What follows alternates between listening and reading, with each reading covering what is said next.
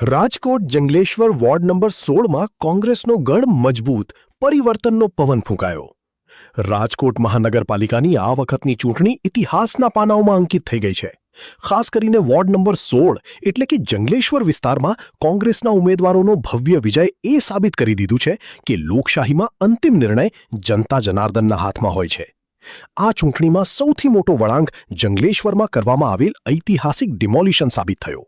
સ્થાનિક લોકોમાં રહેલો અસંતોષ અને પોતાના ઘર મકાન ગુમાવવાની પીડા સીધી રીતે બેલેટ પેપર પર જોવા મળી.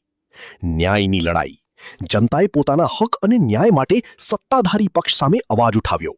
ડિમોલિશનની અસર એટલી પ્રબળ હતી કે મતદારોએ એકજૂટ થઈને પરિવર્તનના પક્ષમાં મતદાન કર્યું. કોંગ્રેસે આ વિસ્તારમાં સ્થાનિક મુદ્દાઓને પ્રાધાન્ય આપ્યું અને લોકોના પ્રશ્નોને મક્કમતાથી વાચા આપી. પરિણામે જંગલેશ્વરની જનતાએ કોંગ્રેસના ઉમેદવારો પર ભરોસો મૂકીને તેમને જંગી બહુમતીથી વિજયી બનાવ્યા છે. આ વિજય એ જનતાના આક્રોશ અને ન્યાયની અપેક્ષાનો પડઘો છે.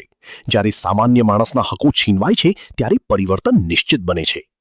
રાજકોટના રાજકારણમાં આ પરિણામો આગામી સમય માટે નવા સમીકરણો રચશે. આ જીત સાથે જંગલેશ્વરમાં હવે એક નવા યુગની શરૂઆત થઈ છે, જ્યાં જનતાની અપેક્ષાઓ પર ખરા ઉતરવું એ વિજેતા ઉમેદવારો માટે મોટો પડકાર અને જવાબદારી રહેશે.